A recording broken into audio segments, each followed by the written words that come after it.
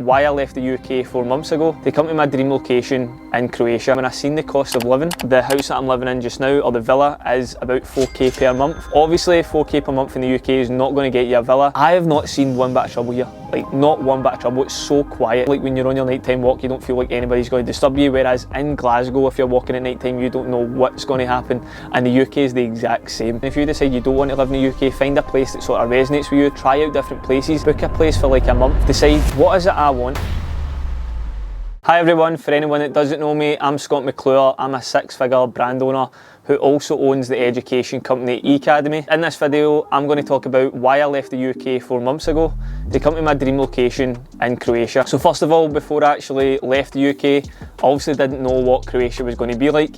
I didn't have a crystal ball, so I didn't know if this was going to be the right move. But one thing's for sure is I knew that my current situation was definitely not where I wanted to be. So yep, I was living with my parents now. Living with my parents was amazing, but the only thing was I was running my businesses from my bedroom. I just knew that wasn't healthy, especially for the growth of the company. I needed a better environment, and I actually did. I looked at places in the UK to move out, and when I seen the cost of living, like that was the first thing I noticed right away. So for example, the house that I'm living in just now, or the villa, is about 4k per month, and obviously 4k per month in the UK is not going to get you a villa.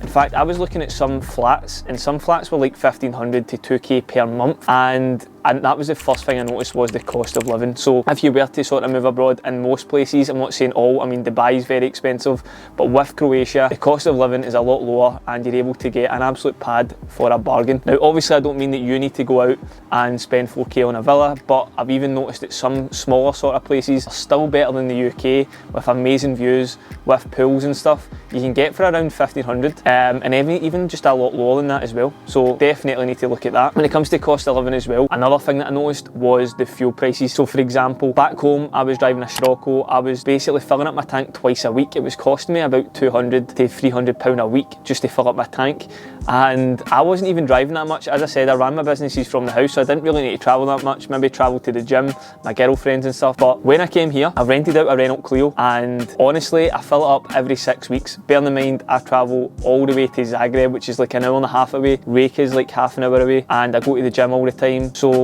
it's like something doesn't add up. So not only do I think that the fuel prices are cheaper here, but also I think that the fuel is watered down in the UK. I honestly think they're putting something in it, because how long it actually lasts, never mind how cheap it is. Like I'm filling up my tank for about £40, which obviously is like about 55 euros or something, but it's lasting me so long. Like you're looking at the fuel tank and you're thinking, when is this going to go down? Whereas in the UK you're like, fuck me, I need to fill this thing up again. So that was definitely something that I noticed. But even like eating out in fancy restaurants, all that kind of stuff is a lot more affordable here, and it is an independent country, so it's just so much better. Another thing that I really noticed since moving here is just how clean the place is. Like this place is so clean. It kind of reminds me of Dubai and even like Portugal. Dubai especially, like that, Dubai is like one of the most cleanest places ever. Like litter would stand out in Dubai, whereas see in the UK, it is terrible how people treat it. Like one of my pet hates is when people throw stuff out their car. It's honestly my pet hate when I see people do it, and it happens every day in the UK. People do not care. People just leave rubbish everywhere. So the way they treat the UK, which I don't blame people, to be fair, like just the way it's ran, like people don't respect the government at all, and because of that, that's why the crime rates are higher. People don't respect it. There's litter everywhere. People are literally protesting daily about their jobs and how much they're getting paid. But see in Croatia, there is no protests whatsoever. Everybody's so much happier. What I've also noticed is people are a lot more kinder, and they'll have a lot more time for you here as well. Now obviously I don't speak the language, but this just shows how much respect they have for people coming in their country. It's not that frequent that people actually move to Croatia, so it's not like they're that used to speaking with people from the UK. It's not like this place where everybody kind of goes to. Dubai's a wee bit different, but with Croatia what I found is people treat me with respect, and even though I don't know their language, their English is actually quite good, and everybody's just kind of happy to see you. They ask you what you're doing, they're happy to see that you're doing well, and I just feel like in the UK there's this thing, like if you're doing something different for everybody else, it's like you get slagged for it, and people just look to put you down if you're doing well, whereas it's totally different here. It's a different atmosphere in that aspect. Another thing that I'd like to point out is with the Airbnb which I'm living in right now, which I'm renting, like I can't actually get it across of how much the Airbnb hosts have actually helped me while being here. So like if you were to come to a place without getting an Airbnb host and you literally just moved to a different country, the experience would have been totally different. Because I had them as an Airbnb host, they treated me so well. So for example, they helped me get my car. They literally sorted my car for me. There was one time I actually parked in a disabled spot through in Reykjavik, and this is the thing, this just kind of sums up the UK. So the UK does not care if you park in a disabled spot. I was just kind of used to just parking wherever I wanted. Here's totally different. People respect it, and they actually took my car away. I was like, what the fuck?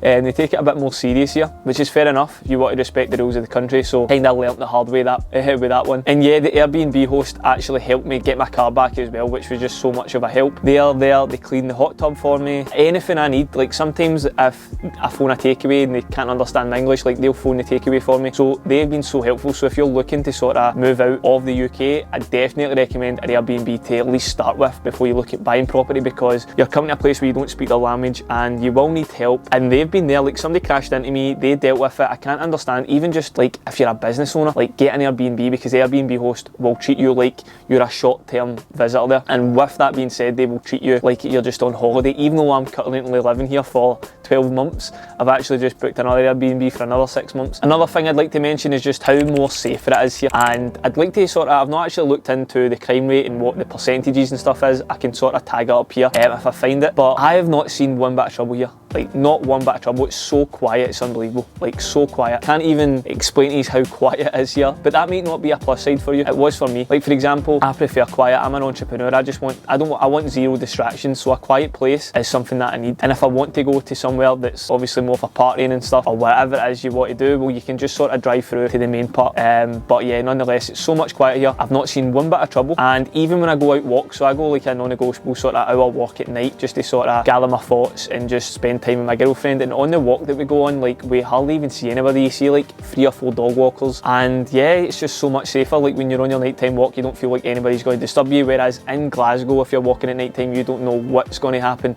And the UK is the exact same. It's just not safe at all. Another thing that I've noticed, obviously on the topic of it being quiet, like I'm just trying to get my point across here, like honestly, see when I'm driving on the motorways, you have got the motorway to yourself. There is zero traffic on the motorways here. You literally, I drive through for an hour and a half to Zagreb, and I've never been in traffic. Not once have I been sat at a light like for any longer because you weren't able to get through it. You're always the first person at every light. It is honestly unreal. There is no traffic, zero traffic here, which is absolutely class, because when you're driving, it's just so much more chilled, especially when you're driving on the other side of the road and you're not used to it. Whereas when you're in the UK, you're literally stuck in traffic everywhere you go. I can't even get out my old street. You're sitting at the junction waiting on people getting out the street. There's all sorts of school kids crossing the road, then there's people. There's so much people everywhere, even in the town centre, and it's just jam-packed full of loads and loads of people. And yeah, it's just so much better, so much more chilled here. So yeah, I just want to kind of end this video just by saying, like, if you're in the UK, like, you don't need to be stuck in the one location. Like, there's going to be a lot of people watching this video that's probably in a remote job and they're working from home. Like, you don't need to live in the UK if you don't want to. And especially if you're a younger person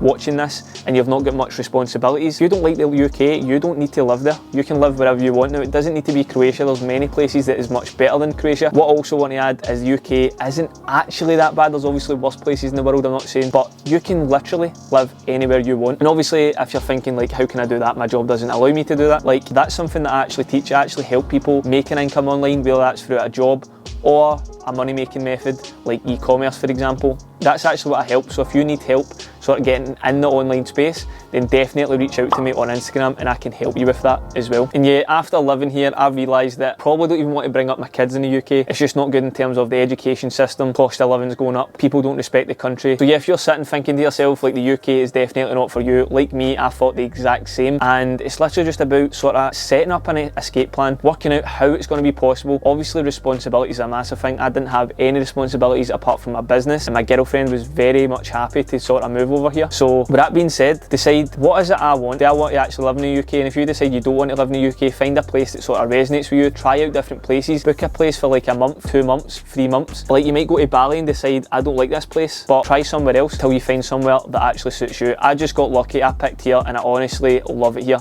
Like, I actually see myself living here sort of full time, and I'm going to try out Dubai as well, but I do see this as being a place where I buy my house. So yep, I hope you've enjoyed this video. This is exactly why I left the UK, and if you want to do the same, and the only thing that stopped me as an online income, then send me a message on Instagram. I would be so happy to help you get there. I'll speak to you soon. Cheers.